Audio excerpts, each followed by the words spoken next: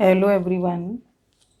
Human reproduction series चल रही है ये चैप्टर 3 क्लास 12th। इस चैप्टर में मतलब काफ़ी अच्छी वेटेज है बोर्ड के लिए भी और कंपटीशन एग्ज़ाम के लिए। तो आज मैंने ये कॉम्पिटिटिव वीडियो बनाई है। 12th में तो ये इतना इसका क्वेश्चन नहीं पूछे जाते। इसमें आज के वीडियो का हमारा टॉपिक है types of eggs. Types of eggs, वैसे तुम्हें सोचने में लगेगा कि टाइप्स ऑफ एग्स, भाई घरों में एग आते हैं, जो लोग एग खाते हैं तो उसमें अमाउंट, यॉक का अमाउंट ज़्यादा है, मतलब यॉक को ही खाते हैं, वाइट यॉक और येलो यॉक। वाइट यॉक के अंदर प्रोटीन कंटेंट है और येलो यॉक के अंदर प्रोटीन तो है ही, मतलब कोलेस्ट्रॉल, विटामिन डी, ये येलो यॉक में होता है। तो यहाँ पर हम जो सबसे पहले जो टाइप्स ऑफ एग्स हैं, इसके 4 क्लासिफिकेशन हैं। एक तो on the basis of amount of York, types based on distribution of York, जो एग के अंदर साइटोप्लाज्म के साथ साथ यॉक भी होता है, तो यॉक का डिस्ट्रीब्यूशन क्या है।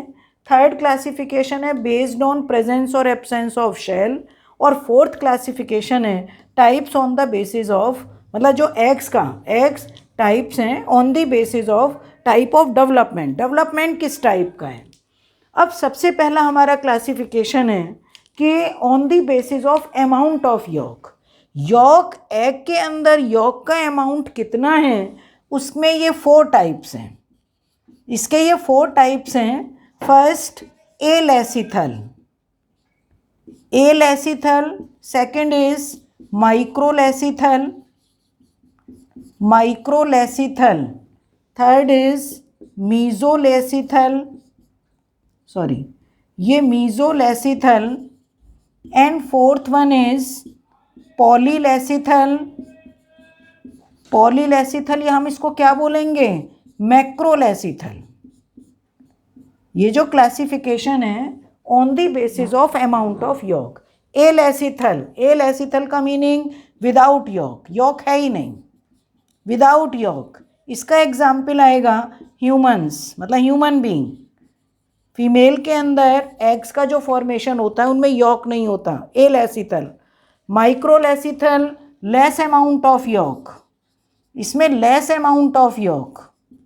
और जब यॉक का लेस अमाउंट है तो ये इसका जो एग्जाम्पल है सिफेलोकॉर्डेट्स, इसके एग्जाम्पल हैं सिफेलोकॉर्डेट्स, सिफेलोकॉर्डेट्स, एसिडियन, वो इनका एग्जाम्पल है।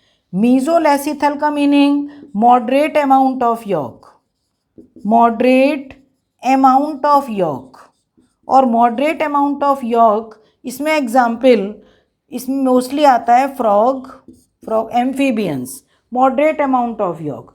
पॉलीलेसिथल का meaning large amount of yolk, large amount of yolk. तो इसमें एग्जाम्पल मोस्टली क्या क्या एग्जाम्पल, एक तो बर्ड्स हो गए, मतलब birds, reptiles and prototherian mammals, prototherian mammals. Prototherian mammals कौन से होते हैं, echidna and duck bill platypus, spiny anteater, duck bill platypus. ठीक है, दोनों ये इसमें एग्जाम्पल बर्ड्स, रेप्टाइल, जिसमें लार्ज अमाउंट ऑफ यॉक। तो हैन का एक तो आता ही है घरों में, तो वो पॉलीलेसिथल, उससे तुम समझ सकते हो। सेकेंड क्लासिफिकेशन है based on distribution of York. मान लिया हम एग को बना रहे हैं और साइटोप्लाज्म के साथ साथ होमोजीनियसली डिस्ट्रीब्यूटेड, तो इसको क्या बोलोगे, होमोलेसिथल, होमोलेसिथल, होमोलेसिथल, होमोजीनियसली डिस्ट्रीब्यूटेड। तो इसमें एग्जाम्पल आएगा एसिडियंस, एग्जाम्पल एसिडियंस, पेट्रोमाइजोन, वो होमोलेसिथल में आएंगे। एक होता है इसके अंदर सेकंड टीलोलेसिथल। टीलोलेसिथल का मीनिंग क्या होता है कि एक साइड जो एग होता है, एग के 2 साइड होते हैं, जो इसका एक्टिव होता है एनिमल पोल और इसका अपोजिट होता है वेजिटल पोल, ये वेजिटल पोल। तो एनिमल पोल पर साइटोप्लाज्म है, ये साइटोप्लाज्म, और वेजिटल पोल पर होता है यॉक।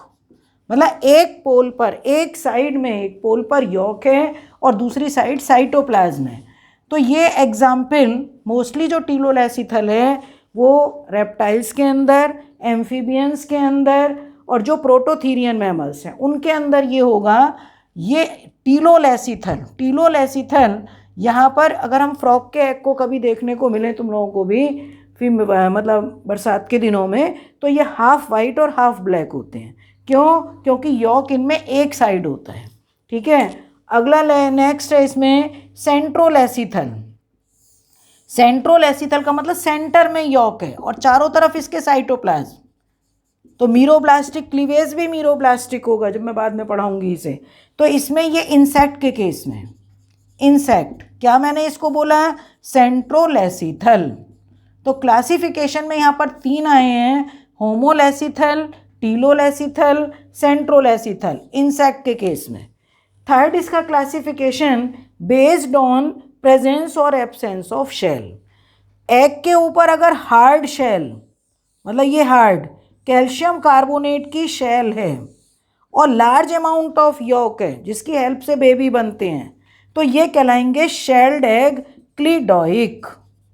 इसके अकॉर्डिंग कि बेस्ड ऑन प्रेजेंस और एब्सेंस ऑफ शेल, तो एक तो टाइप होता है क्लिडोइक एग्स। क्लिडोइक का मीनिंग शेल्ड एग्स।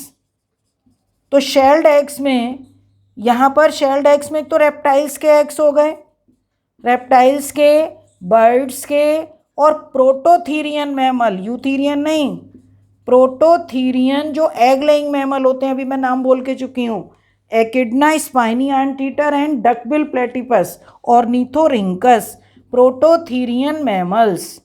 तो इनमें जो एग्स होंगे वो क्लिडोइक और नॉन क्लिडोइक अनशेल्ड, इनके ऊपर कोई शेल ही नहीं होती, अनशेल्ड एग। तो बाकी जितने भी बचे वो अनशेल्ड एग्स में आएंगे, मतलब यहाँ पर कोई शेल नहीं है। तो मोस्टली भाई मैमल्स, यूथीरियन मैमल्स जो हैं जिनके एग्स के सराउंड शेल ही नहीं है, तो वो नॉन क्लिडोइक, नॉन क्लिडोइक एग्स या अनशेल्ड एग्स। तो इसमें एग्जाम्पल आ जाएंगे यूथीरियन मैमल्स। कैंगरू भी इसी में आएंगे, जबकि कैंगरू ओवोविविपेरस होते हैं पर आएंगे इसी में, उनमें भी शेल नहीं होता। फोर्थ क्लासिफिकेशन है on the basis of type of development. Development किस टाइप का है, तो ये थोड़ा सा तुम्हें समझने का है। एक तो होते हैं डिटर्मिनेट और एक होते हैं second indeterminate. Determinate and indeterminate. Determinate का मीनिंग कि fate of every cell of the embryo. जो मान लिया मैंने ये जाइगोट बनाया, ये 2x, जाइगोट में 2 सेल्ड स्टेज, फिर इसके बाद धीरे धीरे 4 सेल्ड, 8 सेल्ड, और मान लिया ये 16 सेल्ड स्टेज बनी। ये इस तरीके से करके तुम 16 सेल्ड स्टेज बना रहे हो। तो हर एक सेल का फेट, उसका भविष्य प्री डिटरमाइंड है कि इस सेल से ये पार्ट बनेगा।